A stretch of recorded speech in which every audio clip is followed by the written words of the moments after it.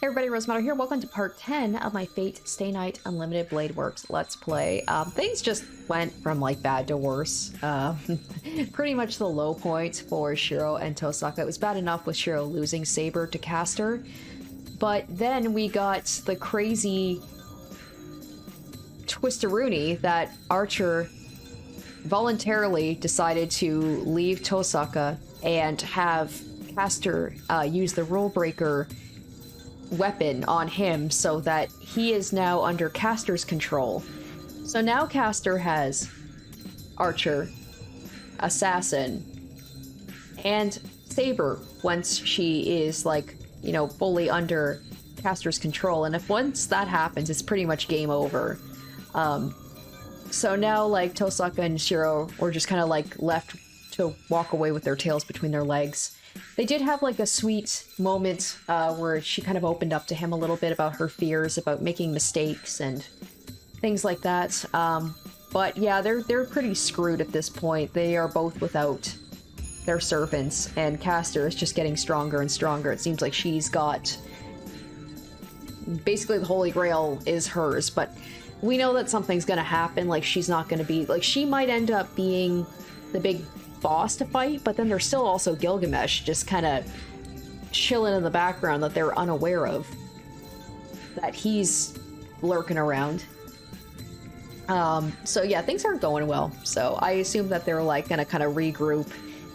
Also Shirou is pretty badly hurt as well, so they're gonna have to regroup, figure out what to do now, and hopefully they can get Saber and Archer back.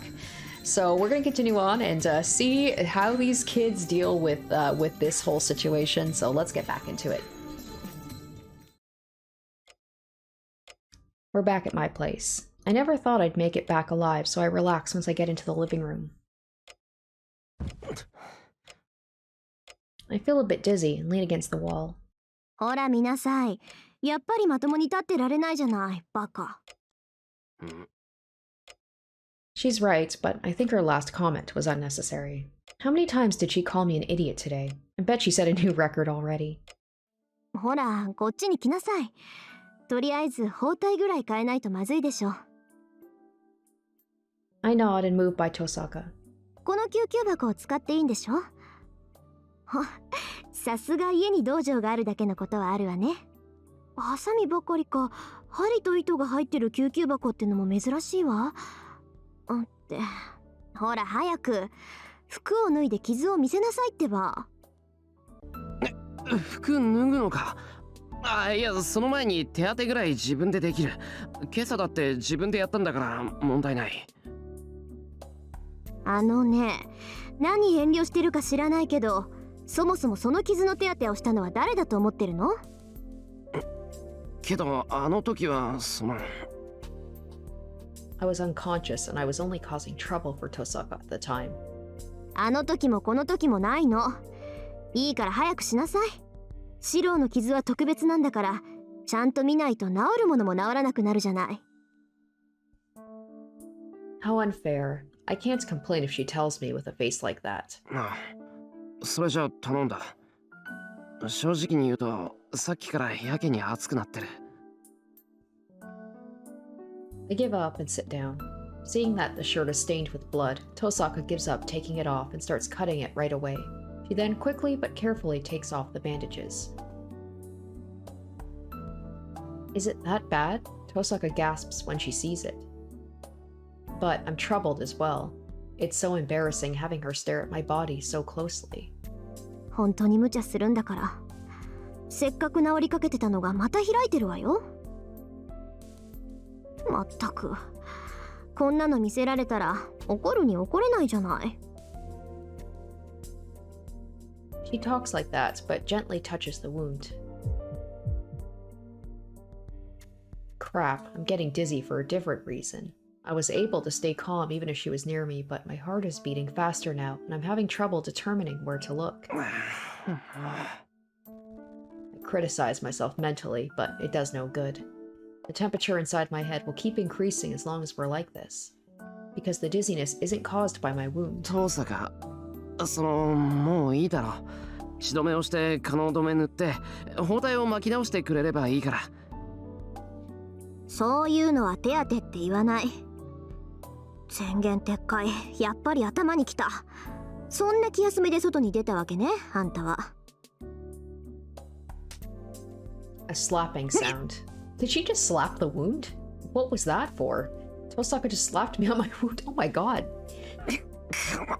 何の恨みがあるんだお前。恨みなら骨髄まで染み渡っているっていうの。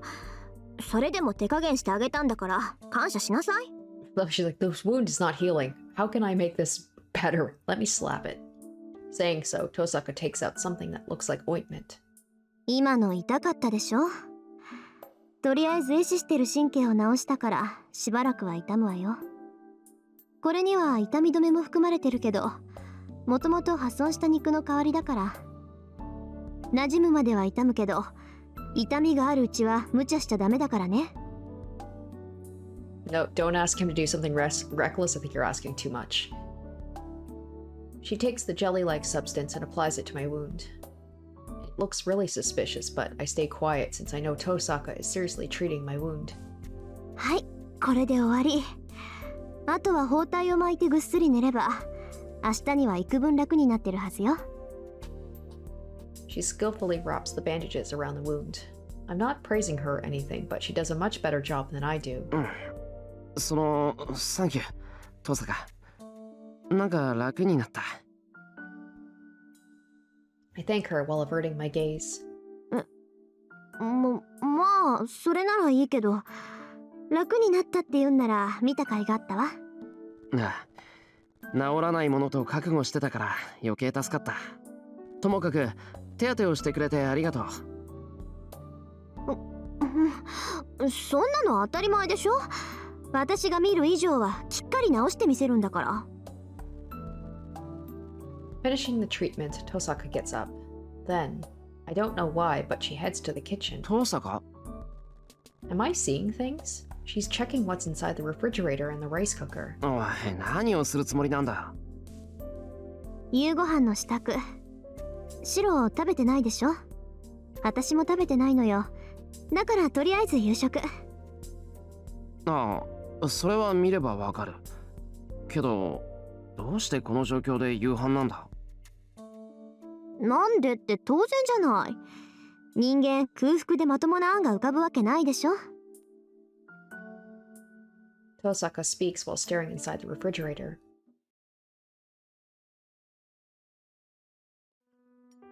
The sound of our utensils echoes inside the room. It's past 10 o'clock.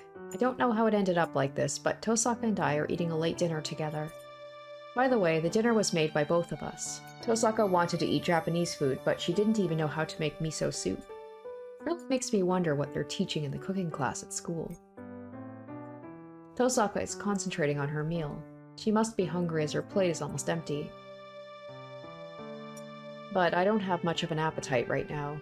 It's partly because this isn't the time to be eating, but more so because I haven't replied to Tosaka. シロはここで降りなさい。I haven't told her my reply to those words. トサカ、話がある。I mean, I think based on your actions, she probably knows that you're not going to give up that easily. I put my chopsticks down and stare at Tosaka.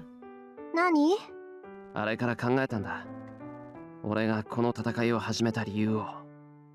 一体何がしたかったのかってことを。それで？ He urges me to go on as she sips on the miso soup. She's putting my spirit down, but I try to get myself together. 初めは巻き込まれたからだった。そしてマスターになった以上はこの戦いをどうにかしたかった。けどマスターになったとか巻き込まれたとかそんなのは関係がない。俺は正義の味方が好きなんだ。だからみんなを守らないと。マスターなんてどうでもいい。マスターでなくなってもセイバーがいなくなっても。I say so, ready for Tosaka's rebuttal, but... そう。She makes an absent-minded response and finishes her rice. あのな、トサカ。人が真面目に話してるんだから、ちゃんと。聞いてるわよ。シロは一人でも戦うのよね。死ぬような目に遭うより、死ぬような目に遭ってしまう人がいるっていう事実が耐えられない。だからどんなに自分が弱くても戦うことに決めたんでしょ。 She looks straight at me. It's as if she sees through the part of me I don't even know about. And most of all, she approves that I'm fighting. そうだけど。何よその顔。リスが砂糖菓子舐めたような顔して。 Some of these euphemisms are so strange. いや、だって遠坂は反対するかと思ってた。してるわよ、もちろん。けどあれだけ見事に助けられたんだからシローに文句なんて言えないでしょ。それにさ、どんなに止めたってあんたはそういうやつなんだって分かっちゃったし。 Osaka averts her gaze a bit. I don't know why, but じゃあ遠坂、これからも協力体制ってことでいいんだな。まあね、仕方ないから付き合ってあげる。だいたいあんたみたいなのを一人にしてたら不安で眠れないし、それに。 she takes a huge breath after getting ready for some reason. シロー風に言えば私もシローのこと嫌いじゃないし。 She might as well be professing her love right now. 私はそういうわけだし、そっちだって一緒にいても問題ないでしょ実際。 She hands me the bowl. How long did it take me to realize that she's asking for seconds? ああ、もちろん。遠坂がどんなに横暴でも望むところだ。I take the bowl, fill it from the rice cooker, and hand it back to her. いいけどお腹減ってるしご飯美味しいし。 Tosaka starts eating the heap of rice. I smile. I bet I'm smiling as I eat. But I can't help it. I'm so happy right now, so let me smile like a fool for a while.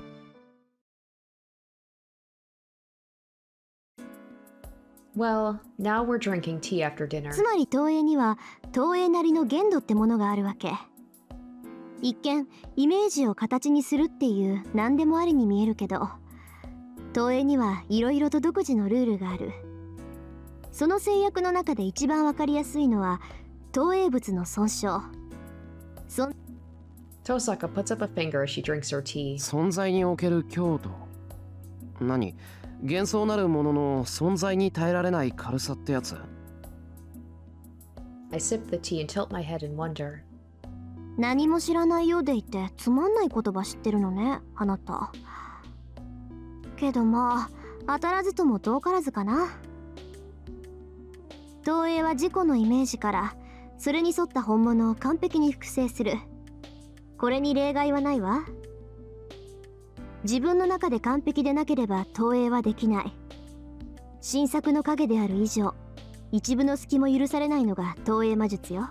Yeah, right? And how is Shirou able to perfectly project those weapons of archers despite only seeing them briefly, if not the fact that he knows them much more intimately? だから基本的に投影によって生み出されたものは自己のイメージ通りの強度を持つわ。幻想という点においてはこの時点で完璧なのよ。加えて投影する術者のイメージ、知識が本物に近ければ近いほど現実においても完璧になるわけ。 Right? The knowledge and the image are true to the object. And it's just this whole thing about like Shirou says like he has knowledge about swords, he's good at archery. ちょっと待った。それはおかしい。俺アーチャーの剣を投影しただろ。けどそれはクズキに壊された。いくらクズキの拳にキャスターの強化がかかってるからって宝具を壊せるほどじゃない。ってことは俺が投影したアーチャーの干渉と爆矢はオリジナルに数段劣るってことじゃないのか。はい、いいところに気がつきました、エミヤくん。それが投影の限界、存在における強度ってやつよ。いい？投影はあくまで投影、想像じゃない。投影を作り上げるのは術者のイメージだけだから、イメージそのものにほころびが生じた時、本物と同じ性能であろうと無産するの。イメージにほころびが生じる？それも変じゃないか。イメージが間違っていたらそもそも投影はできないんだろええ。だからほころびが生じるのは投影した後になるわ。そうね。例えばシローが絶対に折れない名剣を投影したとするでしょ。 I nod. Tosaka nods in satisfaction. けど絶対に折れない剣なんてものはない。その剣の表現方法、伝承、売り文句などに絶対に折れないというパーソナリティがあるだけで、実際はそれを上回る幻想にぶつかれば刃こぼれぐらいするし、折れることだってある。それ折れた時点で俺のイメージが間違っていたってことにならないか。俺は折れない剣を作ったんだから。ならない。投影が成功した時点で形の上での間違いはないんだし、そもそも折れない剣なんて名前みたいなものでしょ。けどシロ、あなたがイメージしたものは絶対に折れない剣よね。これが現実で折れちゃった場合、投影されたものは嘘になるのよ。それは剣が折れたからじゃないわ。あなたがイメージしたものは折れない剣。それが折れてしまった時点でシロの中の折れない剣と今折れてしまった剣は別物になる。あなたと現実、その計りが崩れてしまうから。 So if I sum it up. よし。つまり俺は折れない剣を想像して投影した。けど実際に投影した剣は戦闘中に折れてしまった。その時点で俺自身がその剣をなんだよ実際は折れちまうじゃないかこの剣と否定してしまって、結果として投影したものは消えるってことか。そのイメージの齟齬によって。冴えてるじゃない。ええ、つまりはそういうこと。あなたはあーちゃんの剣を投影した。あなたの中であれがどんな位置づけだったかは知らないけど、シロ自身はクズキの攻撃で壊れるような剣をイメージしてはいなかった。けど実際に剣は破壊されてしまった。その時点であなたはその剣をこんなのはあーちゃんの剣じゃないと思ってしまったのよ。で、作り上げられた投影は術者の否定によって存在強度を失い、元の空想に戻ったってわけ。I see. Even projected weapons can break, but it's not the enemy but you who make them disappear from this world. When the difference between the reality and the image become too large to be reconciled, the projected weapon disappears. It's because the one who projected the weapon stops believing in the image. わかった？だから投影魔術はまず設計図から入るの。あとは材質と性質、歴史なんかも考慮すべきね。そのあたりから固めていけば、多少現実でイメージと違ってもすぐに消えるなんてことはないでしょ。それならなぜそれを作る気になったのかってのが最初じゃないか。材料と技法だけじゃダメだ。今日の夕飯だってまず遠坂が和風が食べたいって言ったから始まっただろ。なら創作する上での発端から始めないと。Oh, Tosaka's stunned. Tosaka stares at me. I drink tea and tilt my head in wonder. まあ、なんでこんな話になったんだっけ。そういえばそうよね。私たち確か今後の作戦を話し合ってたような。Oh yeah, we were talking about what our course of action should be. シロ、本格的に投影魔術をやってみない？ When Tosaka derailed the conversation. 思い出した。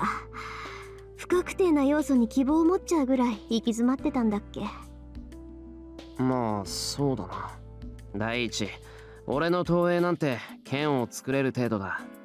それも今まで役に立ったことなんてないんだから大した戦力にならないだろう。Oh, she's looking at me with those eyes again. I wonder why. She always makes that face when we talk about projection magic. まあいいわ。もう一度状況を確認しましょう。目下のところ敵はキャスター。あいつだけなら大したことはないけど、白兵戦に長けたマスターとあっち側についたあーちゃんに守られている限り手は出せないわ。加えてセイバーが操られるのも時間の問題。状況は刻一刻と悪くなっていくわけだけど。ああ、けど、アーチャーはともかく、セイバーはまだキャスターの自由にはなっていない。それが正気といえば正気だろう。セイバーが完全にキャスターの軍門に下ったら、それこそ俺たちに勝ち目はない。I can't let that happen. She told me to run. She told me as she cried. So, for Saber's sake, I can't let Caster do as she wishes. そういうことね。それじゃあ意見のある人は挙手。シロ、なんかいいアイデアある？ An idea that will break the current deadlock. If there is a way to oppose Caster, it's... Oh, I don't have any plans. We'll just fight them head on. We can't fight them head on. Is there a secret passage in the church? We can't do this by ourselves. We'll cooperate with other masters. All right, let me check and see if... I mean, I feel like it's going to be cooperating with the masters, and the first person, the only person I can really think of would be Ilya. And we haven't really seen her in a long time. Like the last route, she was popping up all over the place wanting to get close to Shirou. This one, she's been suspiciously quiet. Okay, so as I thought, we do need to cooperate with the other masters. There's no punishment for picking the other ones. They aren't opponents we can take on by ourselves. There are 3 enemies. Then we'll need at least 1 more on our side. Then there are limited possibilities. People who are magi and have a reason to fight against Caster. It'll be other masters. トサカ、怒らないで聞いてくれ。その、他のマスターとは協力できないかな。いいわ。 I そ mean, の she's 心 like, は I'm cooperating with you, 口に right? するからには何か算段があるんでしょ？いや、そういうわけじゃないんだが、今のキャスターの状態は他のマスターにとっても無視できないだろう。Oh, are we gonna go to Shirou? Or not Shirou, bleh. Shinji. That would be a very, very last case scenario. なら、今回だけってことで手を組めるかもしれないと思って。Except they think that Shinji's like out, like they don't know that he's got Gilgamesh, right? They just assume that he's out of the Holy Grail War. So let me think. Okay, because we know Shinji has Gilgamesh, but I don't believe they know that. There's Ilya. There's really nobody else, is there? ええ。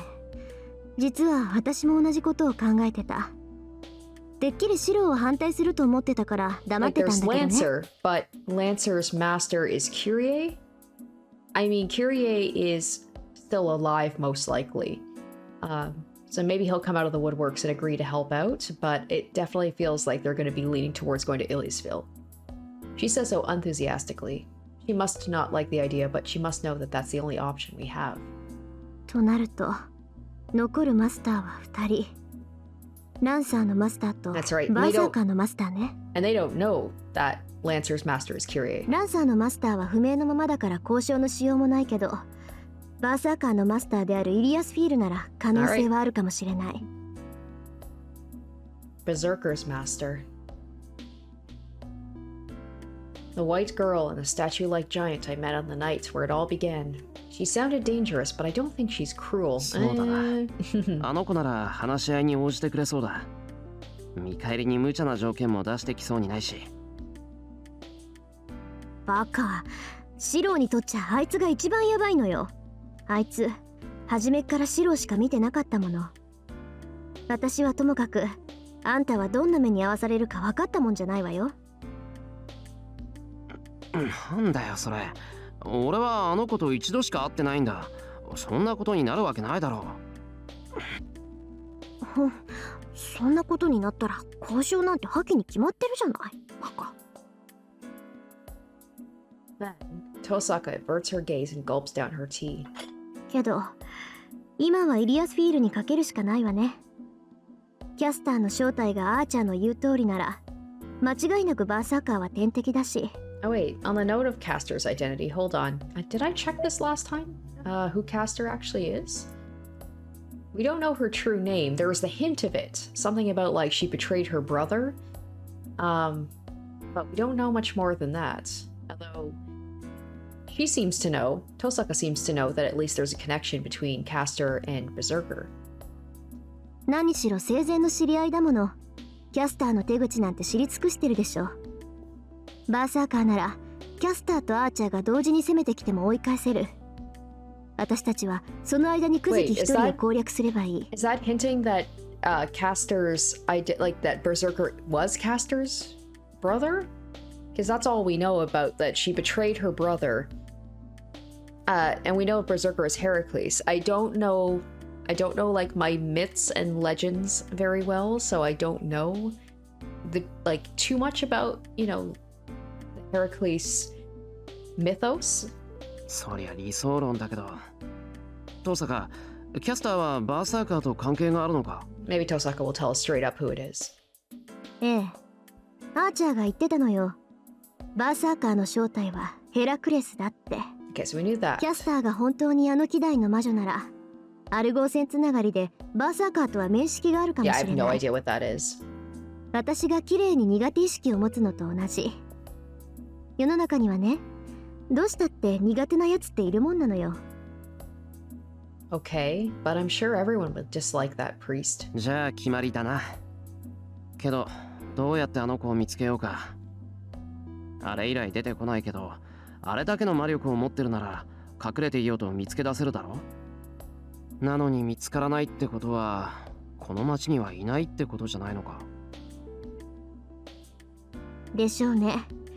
イリアスフィールはずっと遠くから聖杯戦争を眺めて楽しんでるんでしょ。ずっと遠く？キャスターみたいに竜道寺から町を監視してるのか？さあ、けどどこにいるかは見当がつく。昔父さんから聞いたことがあるのよ。アインツベルンは郊外の森に別荘を持ってるって。She says so with a tense voice. A villa inside a forest. Tosaka's expression tells me how dangerous this place is.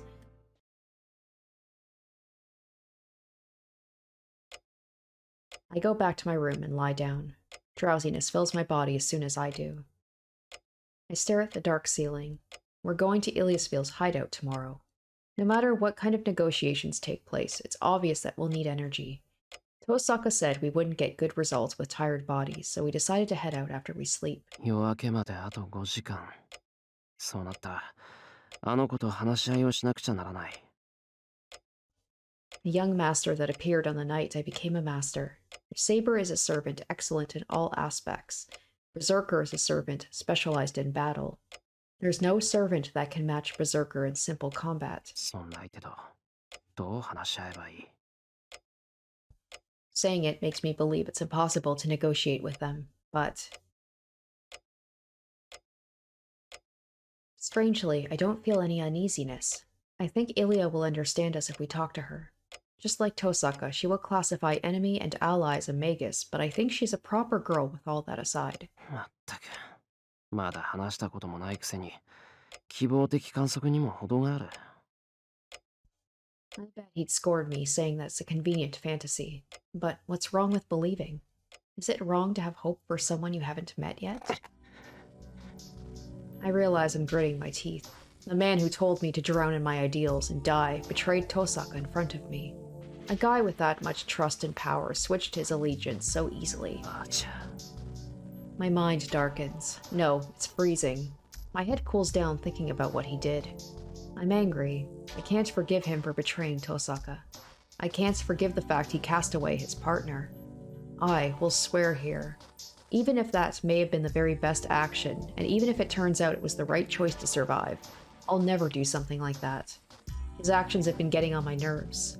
He told me not to talk about ideals. I opposed him when he told me I can't save everyone. But I agreed with his words somewhere inside of me.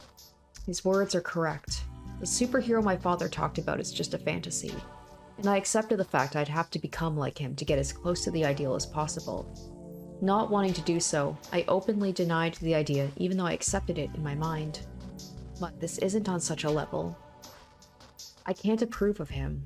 I can't approve of his action no matter what the circumstances may be. I won't be able to keep standing if I approve of him. だから、お前には負けられない。He's fighting against himself. My words do not disperse into the darkness, but stay in the room. A few hours until dawn. I keep repeating those words even in my sleep.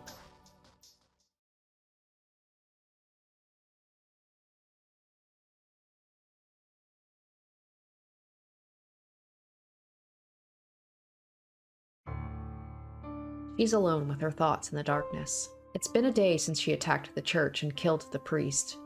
It's been a day since she declared she can find it, no matter where it may be hidden, if it exists.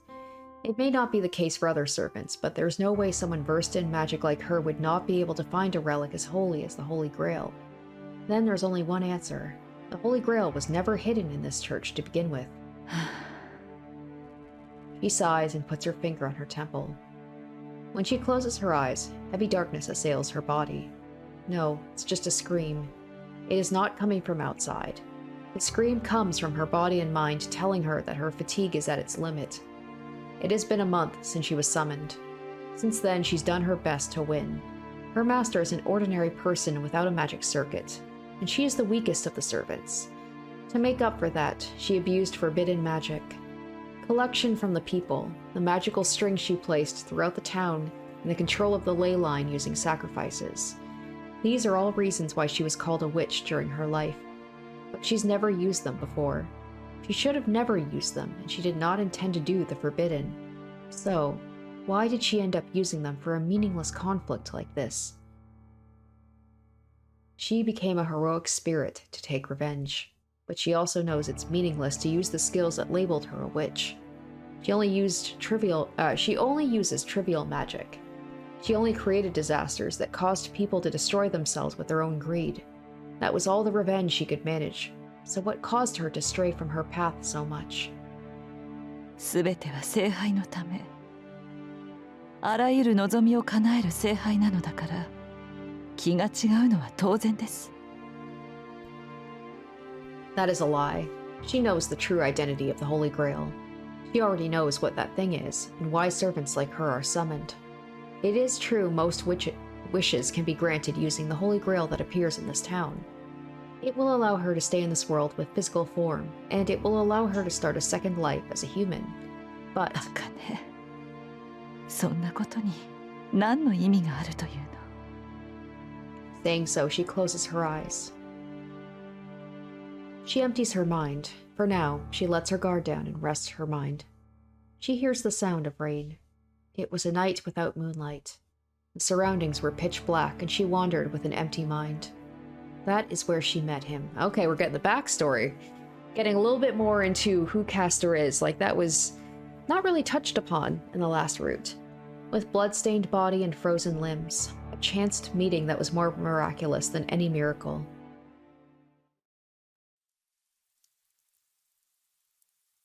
It was the mountain where the Ryodo Temple is located. Falling rain.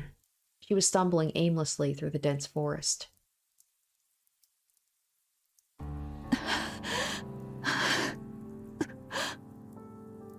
She left behind a trail of blood. In her hand was a dagger that breaks all contracts. Her purple robe was wet with rain, and her limbs had turned white from the winter cold.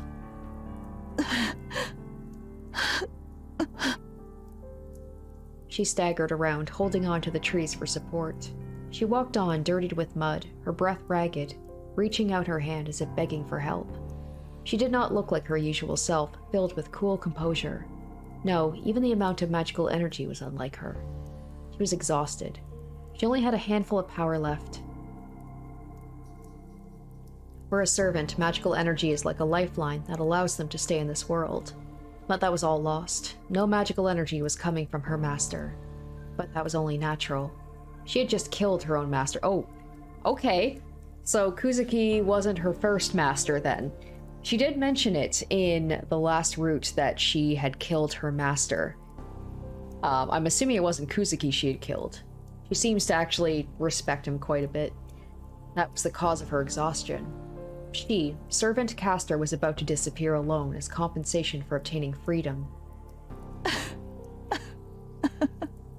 So she used the blade on her own master, I guess, to break the contract with him. A dry laugh. It's funny her body was not able to maintain itself, and that she betrayed her vulgar master. Ooh, did he try and, like, do something to her the way that she says vulgar. Like, why? It must have been something pretty bad for her to, like, kill her own master knowing that she was going to disappear. Moreover, it's quite amusing to see how badly she'd underestimated the relationship between servant and master. She had done well. Her master was a legitimate magus. He was in his 30s, had a medium build, and had few noteworthy characteristics. He had no will to fight, but dreamed of victory. He was a man that only waited for the other masters to kill each other. The man had not trusted Castor. He treated her coldly, as she was a superior magus, and he insulted her for being inferior to other servants. Doesn't he sound like Shinji? She gave up on him after a few days. She acted as an obedient servant and filled the man's conceit. In short, she made him use his command spells for meaningless things. She told him he didn't need the command spells. She made him believe she would be faithful to her master even without them. It was his fault for believing in her. The master used his third command spell for a meaningless thing and was killed by Castor at that moment. It was easy. She did not like the fact the contract with him still existed, so she killed him using the rule breaker. Did she not realize what was going to happen when she killed him? But she had made a mistake. Servants exist using the supply of magical energy. Okay, so she was not aware of that. Provided by their masters. But not just magical energy. Servants are only allowed to exist in this age by being connected with people of this age. In other words, to lose one's master, the passport to this age, means being forced to return to the outside world. But she would not normally be this exhausted. This was the curse her master had left her. Her master did not approve of her, as she was a better magus than he was. Therefore, he limited her magical energy to always be below his level. The magical energy level of a mere human cannot keep a servant in this world. She'd normally be able to stay in this world for 2 days after losing her master. But now was different. Her magical energy was drastically decreasing with every second, and the end was near. Probably a few more minutes. She'd disappear if she could not find her next master in that time. She would disappear before she could fight, unable to do anything. She would be a pitiful servant, summoned only to be trampled upon. It was vexing. It was vexing, but it wasn't anything out of the ordinary. It had always been like this for her. She was treated unreasonably like this all the time. She was always used as a tool, and was never understood by anyone. Time for the tragic backstory. Yes, her life was always controlled by someone else. Her mind was destroyed at a young age to save a hero chosen by the gods. Just for the sake of a hero, the goddess of beauty happened to favor. The goddess cursed her to blindly love a man she had never seen. The girl betrayed her father, and she was even forced to betray her own country. There was no memory after that. After everything was over, the girl who was a princess was in an unfamiliar country. A girl that betrayed her father, the king, for a man. A witch that cut apart her own brother and threw the pieces into the sea to escape her native country. And the man who wanted it done cast her aside in order to become king, saying he could not marry a witch. She was controlled and taken to an unknown country, was marked as a witch, and the only person she could rely on threw her away. That is her origin. There's nothing people can blame her for, and people around her were aware of that. But still, people continued to demand for her to be a witch. An evil to protect the king. An evil to be on the receiving end of evil superstitions. People wanted a convenient scapegoat that they could blame for any disaster. This feels very familiar to those who have either played or watched my playthrough of The House in Fata Morgana. Witches just being used as scapegoats, and I'm sure that's also, like, that's just the case in history, right? Of women being labeled as witches so that they could be blamed for everything wrong that happens. This pattern had never changed. People demand easy, understandable evil to reassure themselves of their own goodness. In that regard, she was the perfect sacrifice. The father she could rely on was in a distant country. Nobody defended her, and people gladly blamed her for all the ugly things in the world. They decided that every ugliness was the witch's doing, that they're poor, that they hate others, that humans are ugly, and even that people die.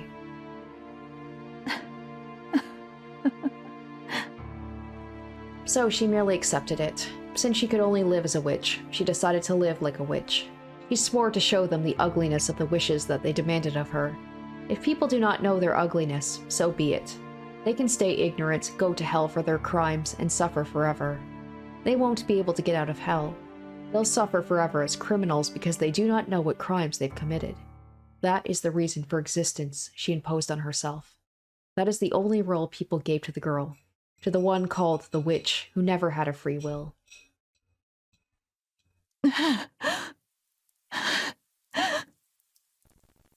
But nobody actually wished for such a thing. The same goes for her as well. She seeks revenge against her will without having any wish for herself. Yes, until she met up with this stranger.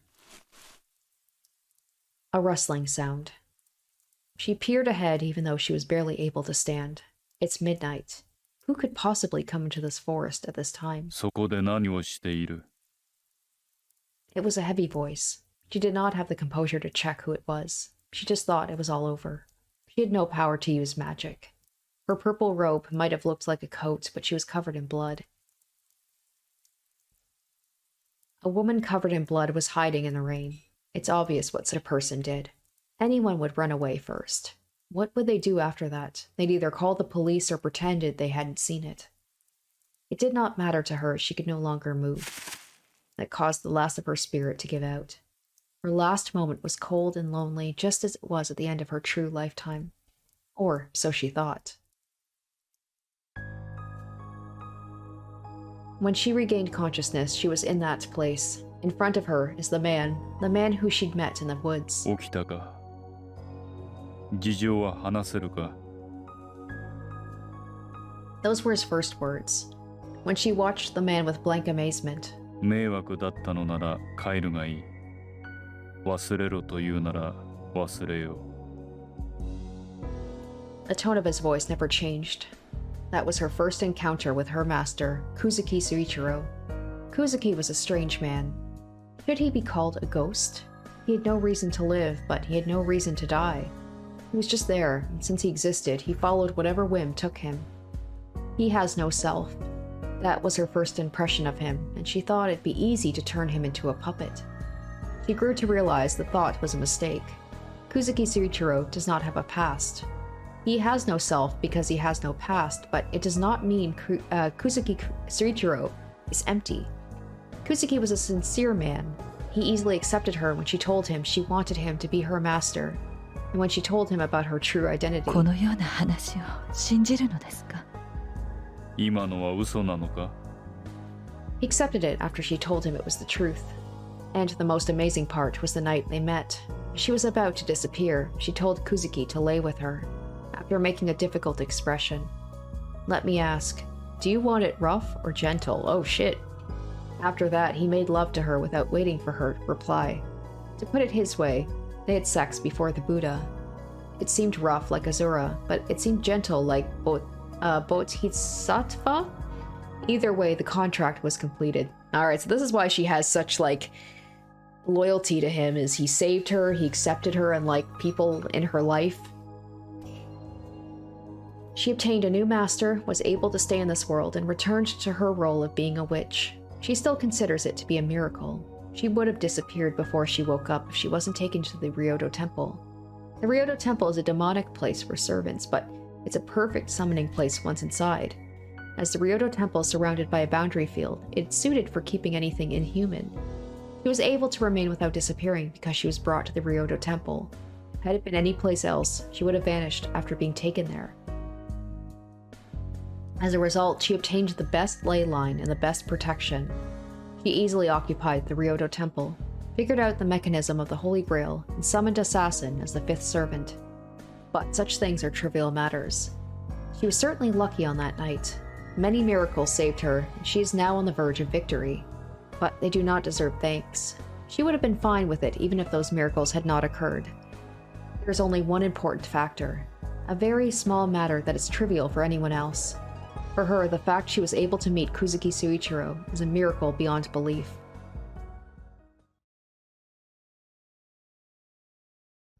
But it's not going well. No, she feels that everything she does is not going well. Her master will not be delighted with what she did. He's never had an interest in the Holy Grail. She would do her best to grant any wish of his, but Kuzuki Suichiro has none. A one-sided relationship. They do not get along well. It's not going well at all. ミイラ取りがミイラになったか。希代の魔女というのも案外脆いものだな。She turns to the intruder. It is not her master that is standing there. It is the knight in red, Archer, with his true identity still unknown. アーチャー、あなたには外の見張りを任せたはずですが。ああ、それがな、ざっと見たところ、周囲に敵という I'm 敵 still がい waiting for ない。 Archer to betray her. それはそうでしょうね。私たちの敵はバーサーカーだけよ。それもセイバーさえ陥落すればこちらから打って出るだけ。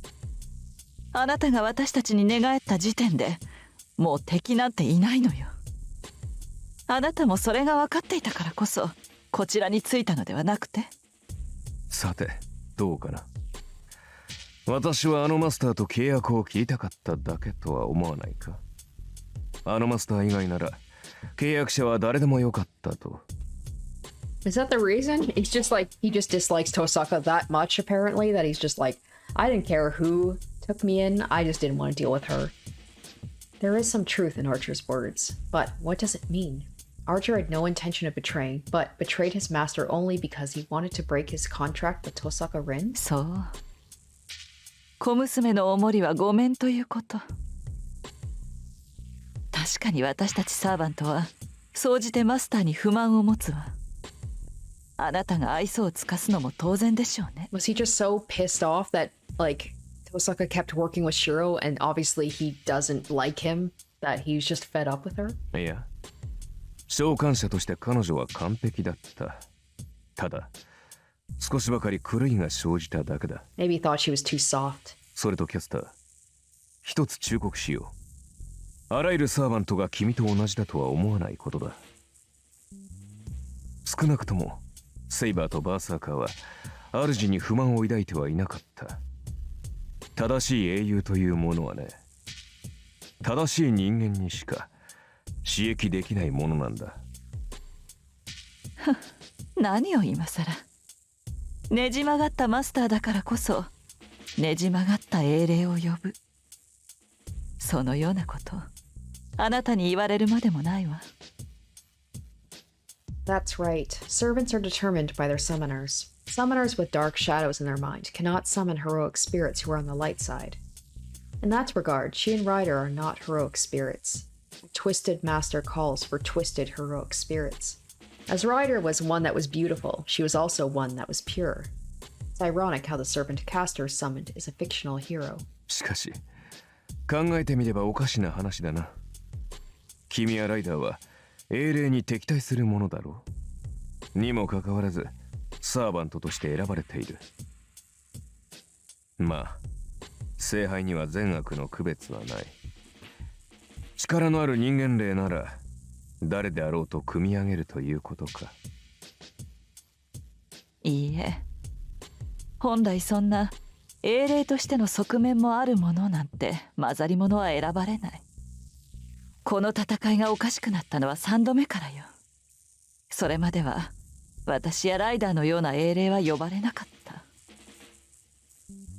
That doesn't concern her now.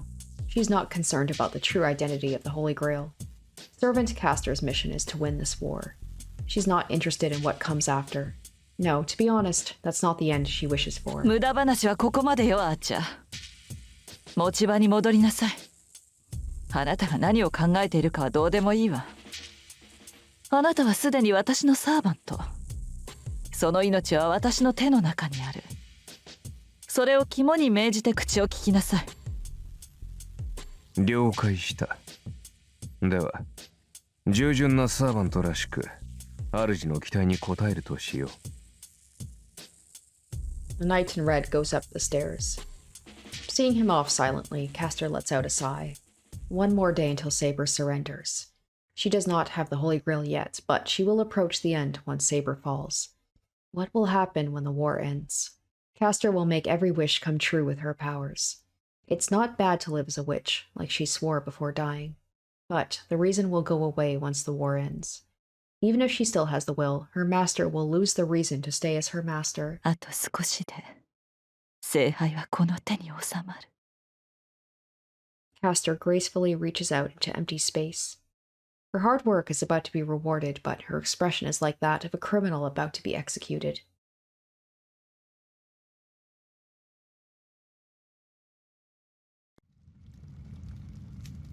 I saw many corpses. Oh wait, the status update. Hold on, status. Did we actually maybe find out information about Castor? Ah, Medea.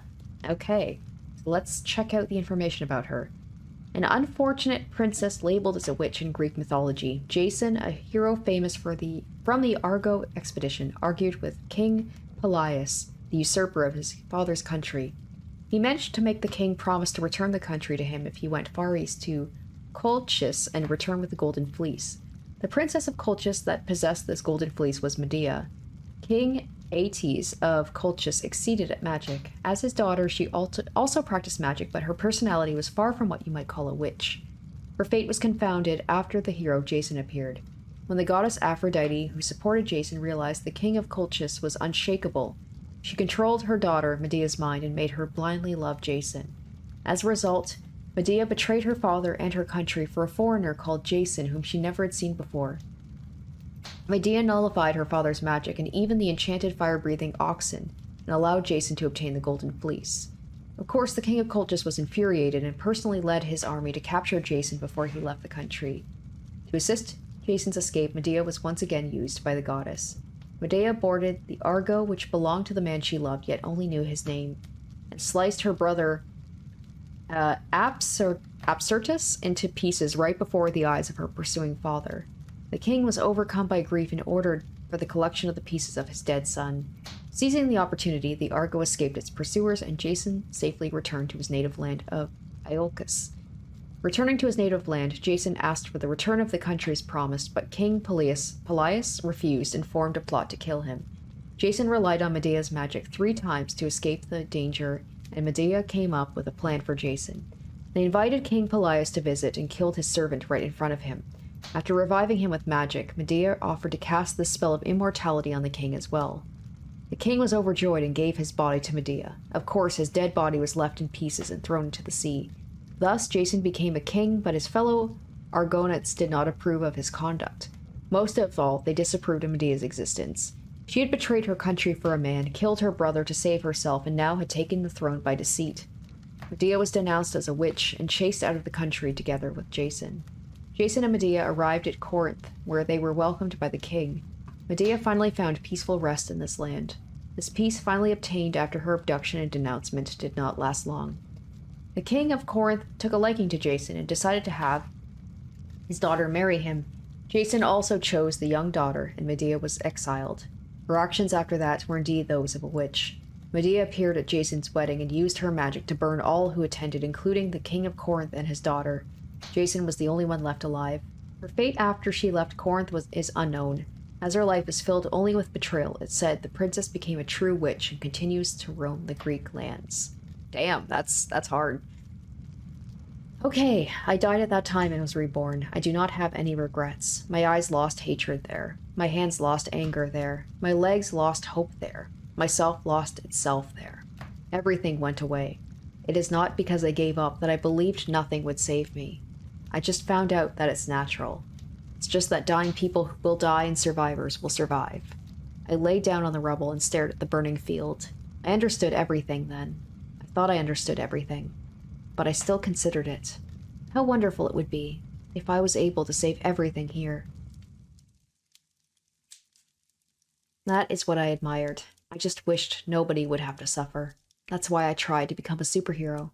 It was simple, and it seemed like an ideal existence.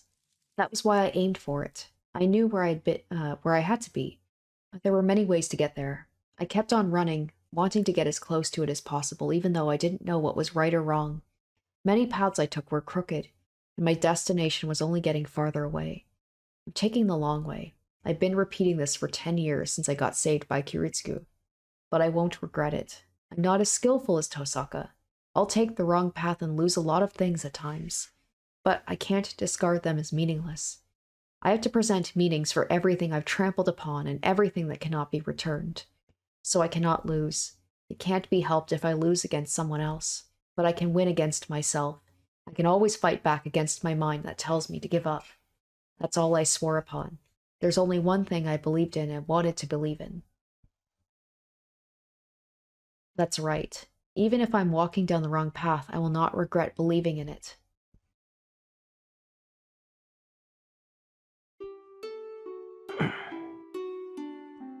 I wake up from the light shining in. It's before 6 o'clock. The sky I can see through the window is a clouded one. I get ready and leave my room. My body feels well and there isn't that much pain from my wound. I shouldn't be a burden to Tosaka, even if we end up fighting. 来たわね。 Oh, she looks so cute 準 with 備はいい？ glasses. シロ。 I'm ready, but Tosaka's transformed. She has 何 glasses よ on. 地雷踏んで動けなくなった新兵みたいな顔して。まだ準備できてないの？いや、そうじゃなくて、父さがなんか変じゃないか。ああ、これ細かい作業の時にかけるだけだから気にしないで。 Well, I guess it's alright if you say so. What kind of magic is it? It looks so wrong and yet so right. いい？私たちが向かうのは郊外の森。町からはるかに離れた市街。まだ人の手が入っていない広大な樹海よ。長年人間の介入を拒んできただけあって、森は深くて広いわ。年に何人か何の準備もなしに踏み込んで遭難したって話知ってるでしょ？ I nod silently. Our destination is the Einsberg Villa that's said to be somewhere in that forest. Our fate will be sealed the instant our negotiations fail and we end up fighting. We won't be able to call for help, and it will be difficult to run away. We can't escape that forest unless we defeat the giant, Berserker. じゃあそろそろ行きましょう。徹夜して場所に当たりはつけといたから、うまくすれば半日ぐらいで見つけられるはずよ。とりあえず国道までは車を使うからタクシー代用意しといて。 She starts walking with a big bag in her hand. I follow her with the usual Shinai bag in mine. But Tosaka, money for the cab's fine, but does that mean that we'll be walking back on the way home?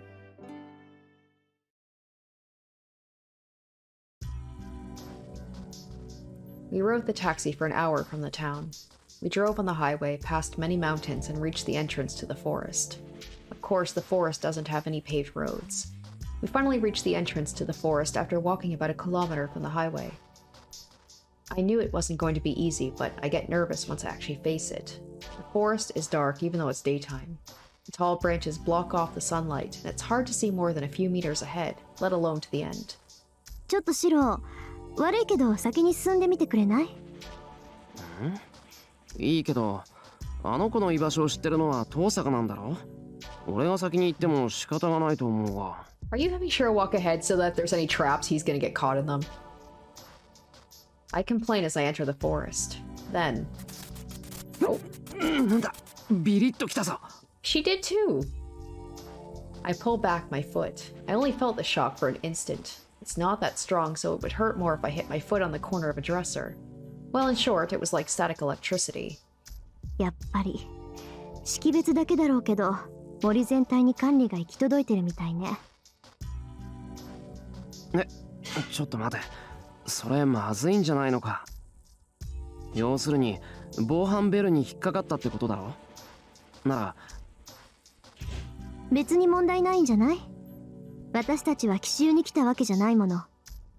話し合いに来たんだから、むしろ今からアピールしておいた方が得でしょ？あ、一応気をつけろよ。ちょっとビリッとくるから。分かってる分かってる。シローの見てたからどんなものか分かってるって。 She waves her hand and steps into the forest. Then... Oh! Wow, that affected her a lot more. Tosaka jumps back with a funny scream. I hear fire hissing. I want to believe it's my imagination that the leaves under Tosaka's feet are scorched. 個人差がある警報みたいだな。 Oh, damn. 俺には挨拶程度だったけど。 She could be like, Shirou, maybe you should talk to her. I'll be here for moral support, but I think she might, you know, be more receptive to you. I calmly analyze the situation.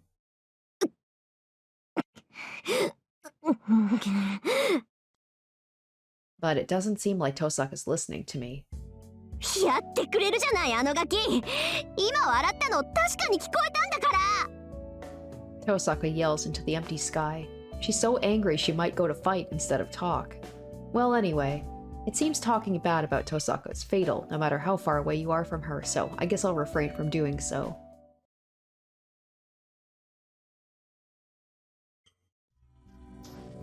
We walk in the forest. We're the only people in this vast place.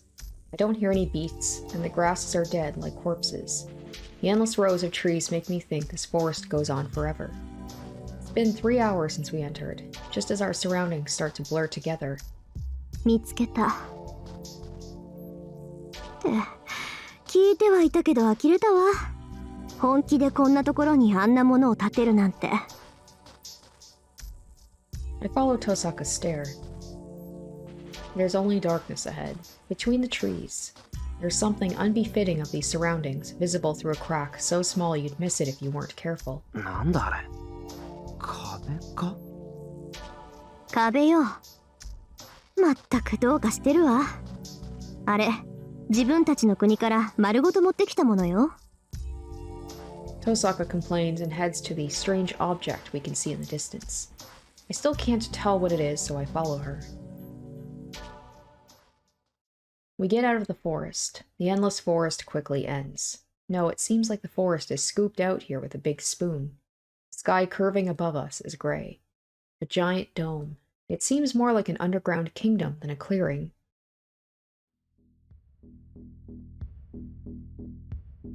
This is Iliasvil's dwelling, an old castle built within the forest. A solitary castle without any visitors, too big for one girl, not to mention too desolate for anyone to live alone in. Anyway, it does no good to be standing here. According to Tosaka, Iliasvil knows we're here. Then we should go in from the front entrance as a sign that we're not here to fight. よし、行くぞ、トサカ。って、トサカ？ Tosaka's looking up at the castle with an alarmed expression. Her face is tense as if she's confronting an enemy. トサカ、気になるもんでもあったのか？私たち以外に誰かいる。Oh. そりゃいるだろう。イリアってこと No, バー it サー must カ be ーの住みかなんだ someone から。 else. そうじゃなくて、それ以外の誰かってことよ。シロ、こっちから入るわよ。ちょっとお前。 Castor wouldn't have already, like, would she have sent someone this way to take care of Berserker? Although she said that she was gonna wait until, like, get Saber. Wouldn't make sense for them to go after Berserker until she's got everybody. Tosaka starts running towards a big tree by the wall, and I don't have time to stop her. No, that's not all. She grabs onto a branch and skillfully climbs up. I look up in astonishment. Tosaka looks around, and she jumps and kicks at the castle. Shattering sound. The window breaks and the red figure disappears into the castle. ほら早く。本気でおかしいわよこの城。もう話し合いをするんじゃなかったのかよ。 Now we're running in without any servants. We're boned. But what's done is done. I climb up the tree and jump into the second floor window like Tosaka. We enter the hallway. Even before I'm dazzled by the magnificence of the castle, I sense the abnormality Tosaka's talking about. I hear sounds of fighting. Swords crashing against each other. Okay, swords. So that narrows it down to who it could be. But would such a storm-like battle even be possible? Even the most fierce battle of swords, the battle between Berserker and Saber, did not create such sounds. Then I suddenly realize this isn't the sound of swords crashing. This is one against many. There's literally a war going on somewhere in this castle. Alright, so it's either... Who could it be? I mean, it's gotta be either Archer or it's Gilgamesh. One side has to be Iliasvil. This is Iliasvil's castle. There's a battle here. It could only be Berserker attacking the intruding enemy. I doubt it's Lancer. I doubt that, like, Lancer would have come here on his own. He wouldn't stand a chance against Berserker. I run. The sound is coming from below us. Considering the location we came in from, the battle's happening right in the center of the castle, in the guest hall. I run through the unfamiliar castle. This isn't the time to be talking. I don't know what's going on, but something terrible is happening.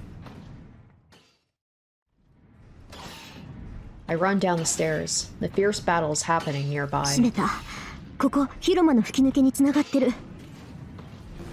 Tosaka confirms what's down the hallway. The hallway splits at a T-junction, both branches leading to a terrace at either side of the hall. ここで別れましょう。私はこっちから様子を見るから、シローはそっちからお願い。It's better to split up. As we are now, we have no way to escape once we're found. There's no point in staying together right now. We don't stand a chance either way. If we're separated, there's hope for the other one to escape even if one of us is found. Tosaka walks down the hallway facing east. I nod and go down the other hallway, the one heading west. シロ、 She suddenly calls out to me. 分かってるわね。何が起きようと絶対に手は出さないで。今の私たちに戦う手段はない。 She knows Shirou well enough to be like, even if you don't stand a chance, you're probably gonna do something dumb if somebody's in danger. いい？やばいと思ったらすぐに逃げるのよ。どちらかが捕まっても構わず走って。誰かを助けるなんて、まず自分を助けてから考えることなんだから。 She suppresses her emotions. It sounds more like a wish than a warning. Oh damn. I go around and come out into the terrace. I see Tosaka emerge on the opposite side. He immediately takes cover and peeks out. As soon as I follow her example and look down, we both gasp. Shinji! Oh shit. なんだってあいつ、 Alright. こんなところに。 So it is Gilgamesh, and this is gonna be their first time seeing him, right? I mean, Tosaka said she saw like a blonde guy hanging around the Mato household, but I don't think she realized like who he was. Or like they did see him, right? They saw him outside, and she'd be like, "Oh, there's something about that guy. There's something dangerous about this guy." Yeah, and the fact that Shinji's still in the Holy Grail War, that is something that they didn't expect. Shinji stands atop the rubble in the corner of the room, happily watching the scene. No, that's not the surprising thing. What I have to accept right now is the battle Shinji is observing.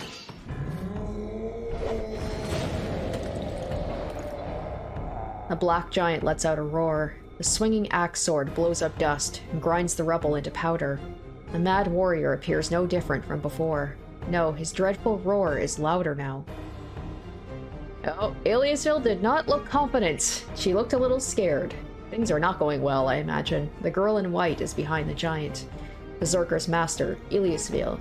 An ever-smiling girl unsuited for murder. But that girl's now shivering and watching her servant with a face almost in tears. Well, I mean, if Berserker dies here, then I guess we don't have any chance or choice but to team up with Shinji if he'll let us do that. He might be all smug and be like, "Ah, well, I gave you that chance, and it's gone now." Her pale face is desperately trying to deny the despair in front of her. Someone help me. The girl's trembling lips mouth those words, which means that I'm probably going to jump out and run to help her, because that's who I am.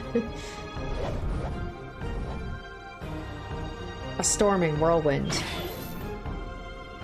Berserker's axe swords repelled each time by the noble phantasm of one servant, the one reigning from the throne of rubble in the center of the hall. God damn, why does he have to look so good, though? Many swords are released. I keep telling you, like, I love the casual look. I love just the hair down, like the... I didn't like the look of him with the gold armor with the hair up. This is peak. Each of the weapons appearing from behind the man would cause certain death.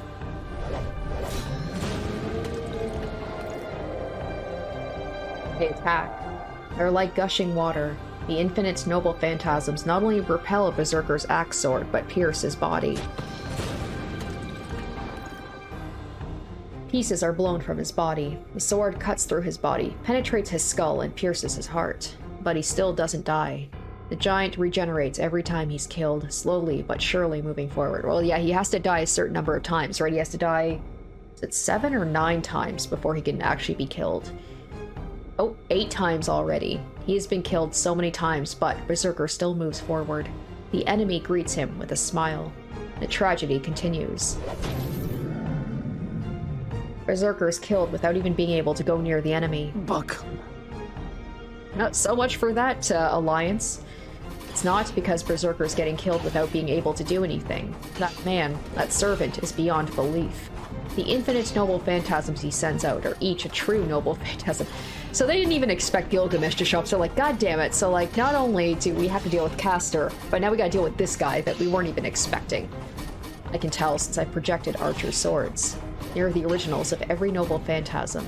The first ones from before they became legend. Who could he be, having an infinite supply of such weapons? No, first of all, there should only be 7 servants. Then, he's the 8th one, someone that shouldn't exist. I can't breathe. Berserker defies description. His body of steel and superhuman strength, and his regenerative powers on top of that. He's not someone you can match. But the 8th servant doesn't retreat from such an opponent and overwhelms Berserker using the demonic swords and the holy swords he releases. When I look up, I can see Tosaka's pale as well. It's only natural. The place below us is a land of death. We'll die instantly if we enter it. No more than that. He is a demon. He has a brutality different from Berserker. That man wishes for battles only to kill others. But, with such an enemy in front of him, the Black Giant is still the strongest. He does not stop even if he's pierced or slashed all over his body. He receives the Rain of Noble Phantasms, regenerates each time, and closes in on his enemy. It's an advance devoid of tactics. He's not thinking about countering the enemy's attacks. It's a savage fight where he advances on the enemy as long as he still lives. He will not reach the enemy. Berserker's brute courage will prove futile, and he'll end his life as a mere target. The enemy understands that. That is why he's still standing there and provoking the foolishly advancing giant. The Black Giant does not have a way to win. It's something the enemy and even I understand. And probably, even Berserker himself knows that. But the giant keeps walking forward. He knows no retreat and does not avoid the attacks. The man greets the figure with a smile. Well, I mean, yeah, Berserker doesn't think about strategy. It's just kill, kill, kill, fight, fight, fight. 所詮はバーサーカー。戦うだけのものであったか。同じ半身として期待していたが、よもやそこまでアホとはな。The noble phantasms emerge from space. Letting out a laugh, he readies the noble phantasms behind him. では、そろそろ引導を渡してやろう。これ以上近づかれては暑苦しい。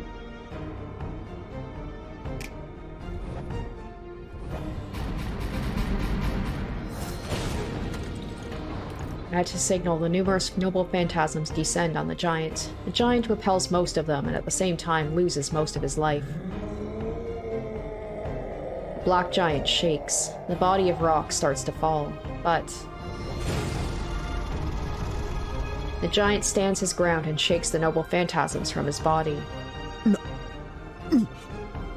Yeah, I still don't think that he has a chance. I think he's gonna put up a hell of a fight, but he's going down.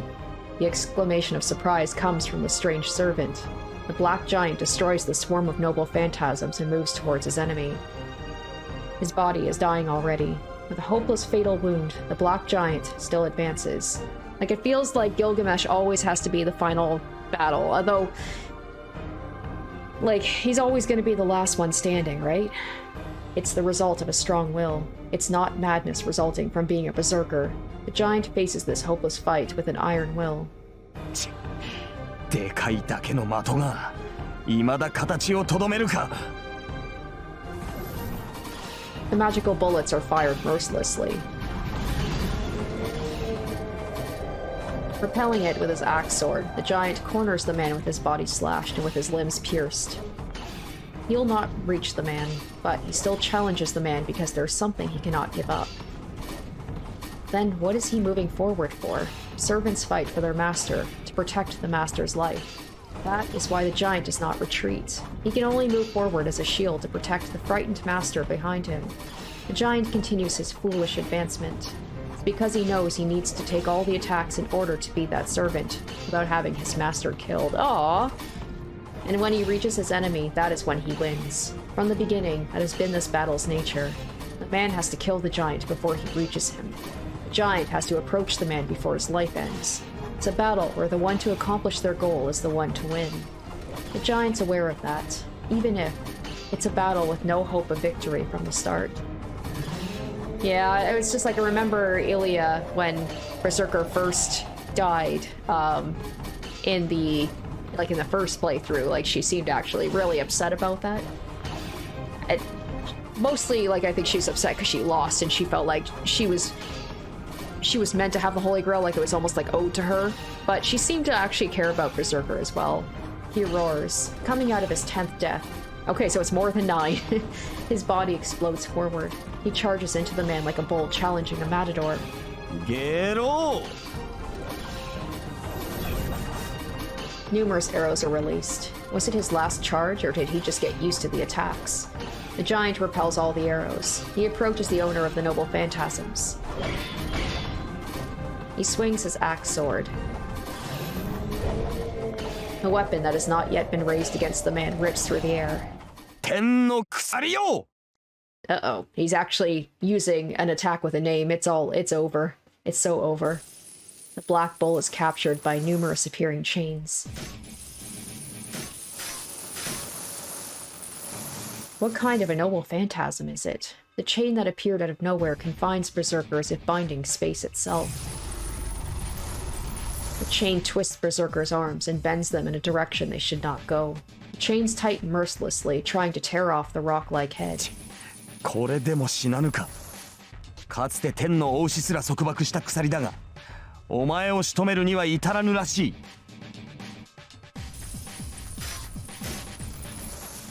The man's voice. The hall is filled with the creaking sounds of the chain. It must be Berserker's power. The giant tries to break the chain that binds even space itself. Even if it sounds impossible, I'm sure the giant would be able to manage it. And the man acknowledges that as well.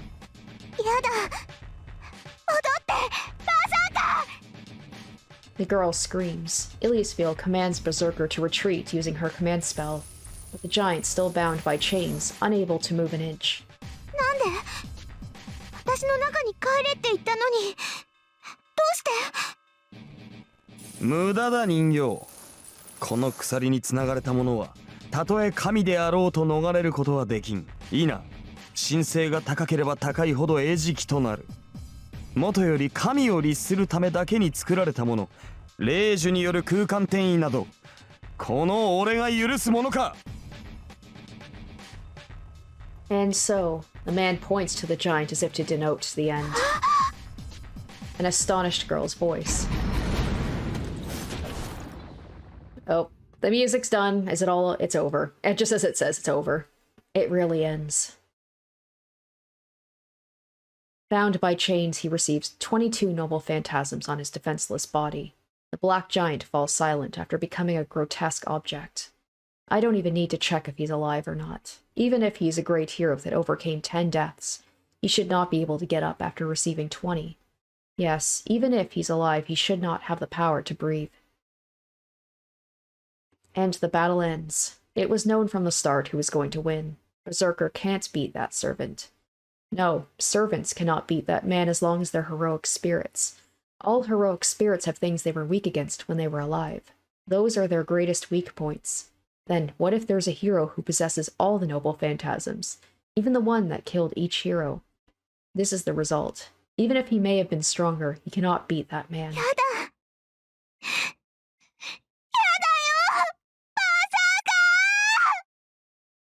The girl in white runs to the giant corpse, seeing it.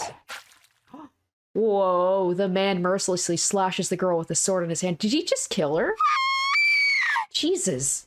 Scream. I mean, it's Gilgamesh. I shouldn't have expected anything less. The man slashes her eyes in one blow. Jeez. And he pierces her heart, but it misses. No, he made it miss. The girl's pierced in her lung and coughs up blood. The chains are broken. Oh god, he's still alive? Shattering his binds, the black giant charges at the man. It's because she's hurt, I guess. He's like, one last charge.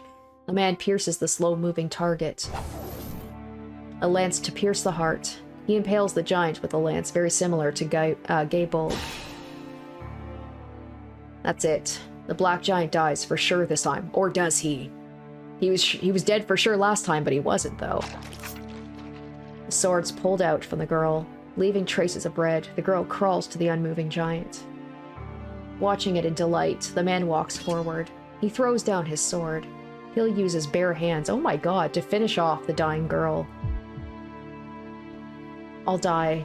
I'll probably die. I'll surely die this time. There's no logic behind that servant. He'll kill anyone that hinders him. I'll surely be killed if I don't get away from here before he finds me, except he's gonna run down anyway because a girl's in danger and he must save her. Of course there's the option to do that. God damn it. Well, according to the guide here, we can actually choose stop the man. And there won't be a bad end to this, which is wild. My frozen body bursts. My feet lift me up and my arms grab the railing at the same time. I see Tosaka as I do so. She's like, God damn it, I knew you were going to do this. She's biting her lips in anger while watching the tragedy below us. I know. Tosaka wants to stop him as well. But we'll be the ones to be killed if we do so. She can't stop him. That goes the same for me as well. I know it's stupid of me to die trying to save a dying girl. I don't care about that. I just can't leave her be. That's all that fills my mind. He met this girl one time. I jumped down over the railing. It's not like Tosaka, who's someone that, like, Shirou has known for a while. Tosaka and Shinji both look in surprise at the intruder, but the man does not even look at me. Maybe Shinji will have some, like, you know, as a friend, even if we're not friends anymore, maybe there will be some sense of, like, camaraderie or, like, mercy, because we were friends at one point and he won't kill me. The man reaches for the girl's body. I yell. I stop him with all my might. Oh. The man stops his arm, and he slowly turns to me like death that found its new prey.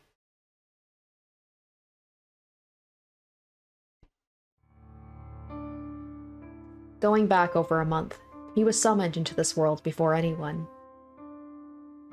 He was not summoned in this country, a faraway foreign land. The land is always covered in white, the sky always gray, and the castle is built within a hidden mountain. It is always winter in that land, coldness and stagnation, barrenness and longing. As they cut all ties with the present world and await the reproduction of the miracle, they are like living corpses. The cold winter air steals their human warmth, and the stagnant world does not allow them a new lifestyle. The family is the seeker of the Holy Grail. Spring does not come for the Eisenberg family until their wish is fulfilled. It has been 10 centuries since they started the search for the Holy Grail. As they used every possible method to attain their goal, they were eventually able to forge the Holy Grail. But even then, all they could build is the vessel. The divine mystery that should dwell in there is empty, and they keep building vessels that will never be filled. But a foreseeable end comes to them. They perform a ritual to fill the vessel with help from outsiders. The result is both a success and a failure. The Holy Grail is made. The Holy Grail should be filled with that method, but they make many enemies at the same time. Even though they should be the owners of the Holy Grail, they have been degraded down to common magi that donate help. Their tenacity is abnormal. No, they've been obsessed since that time 1,000 years ago, when they almost obtained the Holy Grail. They broke the rules and constantly pulled out the strongest card. In the first one, they didn't have time to do such a thing. In the second one, they finally found a loophole in the rules. In the third one, they summoned what they shouldn't have. And in the fourth one, they were sure of their victory, having the strongest card and its master. Okay, so we're going back to, like, yeah, what happened last time. The result was a total failure. The servant and master they selected betrayed them. The man destroyed the Holy Grail, leaving behind his wife and daughter in the Winter Castle. We are finally touching upon this. This is something that was, like, barely mentioned at all. Like, Ilya made almost no... If she made any comment about that, about, like, her family, maybe she didn't know about it? About, like, what happened with her father and her mother? I assume, though, someone would have told her. They were infuriated with the man's betrayal and lamented their mistake. Outsiders cannot be trusted. Their family, with their perfected magic circuits, will be the only ones to obtain the Holy Grail. They had insurance to begin with, and on the 5th one, they finally prepared the strongest master and servant. It was him. 2 months before the Holy Grail War began, every rule was broken for him, Berserker, to be summoned. The days that followed were to only hurt the master. Command spell engraved all over the girl was used to control Berserker. Yeah, it's a pretty sad upbringing for the Eisenburn daughters, or the women, right? Because they have to be the vessels. Is it always just women that are born? Like, what happens if it's a man? Would they also be used as a vessel? Or does it have to be a woman? It may have been touched upon, I'm not sure. It did no good as a magic circuit and only drained her life away. Even the slightest move on Berserker's part caused the girl to scream in pain. It was only natural. The Holy Grail would appear in 2 months. The only things keeping him in this world were the girl's magical energy and her command spell. Berserker was not created from the magical energy of the Holy Grail. I can see now why Iliasville was so confident that she would be the one to get the Holy Grail. Like, it's been drilled into her. Like, we are destined to have it. We've been working all this time to get it. We've, like, everything has, like, on this Holy Grail War, they believed that everything had, like, come into place. They had, like, the best, you know, they got him early. They got the best master, the best servant. They used all the loopholes and still lost. Even if the girl may have been special, to keep Berserker in this world using her own magical energy was like having her life taken away. Knowing that, they still didn't allow for her to rest. They abandoned them in the winter forest filled with hungry beasts. They gave them over to possessed corpses. They threw them in a waste yard full of failures. The only way for the girl to survive was to rely on the giant she'd been given. This is like a really hardcore trust exercise. She survived the training that was more like torture. She would let the giant attack the oncoming enemies. She would let out screams of anguish, but she allowed him to attack every one of her enemies. He does not know it himself, when the process became a special one for him. In contrast to her young appearance, she hated whining. Everything that came out of her mouth was an insult. She must have instinctively known if she was going to murmur something, she'd get stronger when she would insult and hate someone. The girl scorned Berserker for being ugly and cursed his existence. It was only natural. The girl would not have had to suffer if he had not existed. She would not have been thrown in hell if she had not been chosen as a master.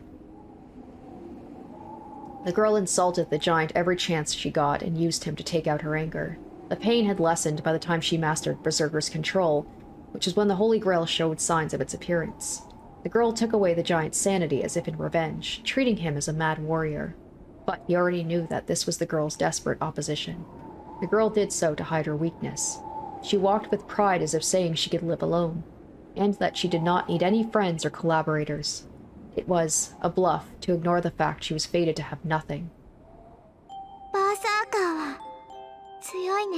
Oh, God, then why do they gotta hit us with this as the two of them are dying? This is tragic, man. Oh, god damn it. Jeez. The winter forest. The girl timidly touched the arm covered in blood. Surrounded by hungry beasts, the girl was prepared for her death, but desperately denied it. We got a true Beauty and the Beast situation here. At the time, he was not able to move without an order from his master, and he was the first to be attacked by the beasts. The beasts bit off pieces of his neck, head, and limbs. With the scene in front of her, the girl screamed, as he had his sanity taken away. He cannot recall what she said back then, but the girl yelled not for her sake, but for his. Even though her body was destroyed whenever he swung his arm, she endured it for his sake. That is why they were both covered in blood. The giant was covered in the beast's blood, and the girl was covered in her own blood.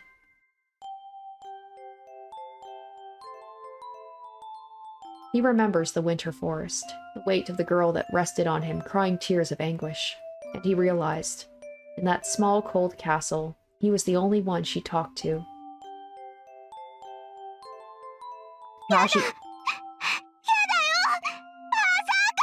You can see why Ilya reached out to Shirou so much in the last one, like she was so lonely. Her figure appeared in his vision. It is just like that time, the tears he did not see on her since she became a complete master. The girl is running to him in tears, and the man slashes her. The golden foe gashes her eyes with a single slash, taking away her light forever. Her face is covered in red. She still runs in spite of it, but falls over a piece of rubble as her eyes are cut. The slender body falls over. There. The enemy's sword is brought down. The sword misses her heart. The girl is coughing up blood as her lung must have been pierced. It is not instant death, but it is fatal. With her eyes slashed, her lung pierced, and her servant eliminated, she is nothing now. So, she should at least die peacefully. It might be a salvation if she would just go to sleep right there, but... あれ痛い痛いよバーサーカー The girl crawls, leaving traces of blood. Crying in pain, she crawls towards the black giant. How much power was left in him? Breaking the chains with all his might, he charges at the man. The demonic lance is thrust. A heart-piercing lance impales the giant. That ends it. The man pulls out the lance as if nothing has happened, and the remaining power in the giant completely disappears. His body disappears. All the power that was giving his body form has disappeared. So all that's left for him to do is disappear. As he ran out of magical energy, there's no way for him to stay in this world. He falls, but in his last living moment, he sees the girl fumbling around for him. Is he gonna, reach out for her?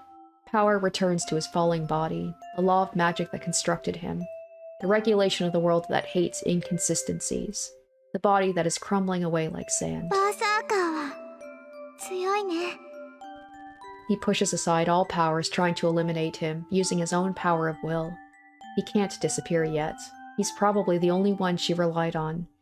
He has to answer the solitary girl that believed in him although she insulted him. どこわかんない真っ暗で何もわかんないよバーサーカー With her eyes slashed, the girl crawls with her hands stretched out.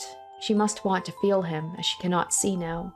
The blood-stained hands grope through empty space, trying to verify his presence. There's no power left in him. There's nothing he can do. Berserker will fall here and die here. His body's died, and there's no power left to support him. だから私は安心だよどんな奴にだってバーサーカーさえいれば負けないもの But that cannot be allowed. His mind is dead. Supporting his body with his will that should no longer exist, he parts from this world. His body is still standing just as it was when he was invincible, as if to say his body has to be invincible until the very last second for the girl that depended on him. And the girl reaches him. The hand that was grasping through empty space finally touches something. Coughing up blood, the girl crawls to the hard figure. She can't see, but she can still feel him. Berserker hasn't lost yet. She can't see anymore, but Berserker is still strong like always. よかったずっとそこにいてねバーサーカー Strength fades from her body. She's hurt and scared, but it's alright as long as he's here. He always protected her. He was scary, but he was really kind. His big body was like that of a dad, and she wanted for him to pick her up once, especially because her actual dad left her behind. 暗くても怖くないよバーサーカーは強いんだもんこうしていてくれれば私は安心できるから She rests her body on him. It feels as though he'll rest one of his big solid hands on her head. It's probably true. He should be patting her head when she opens her eyes. うんちょっと寒いね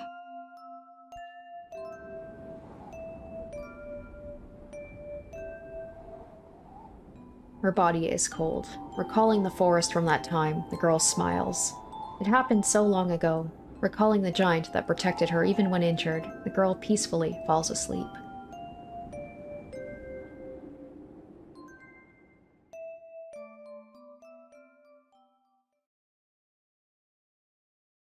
Well, as if things couldn't get worse for these two. Holy cow, losing their servants, basically at the bottom.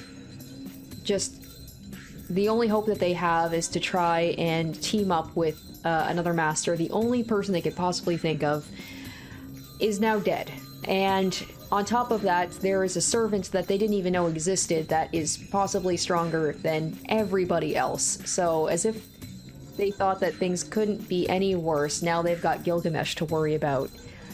So with that out of the way, what happens at this point? The only thing I can think of is that Shinji is going to now he's gonna like throw his weight around, and he's probably going to agree to team up with them.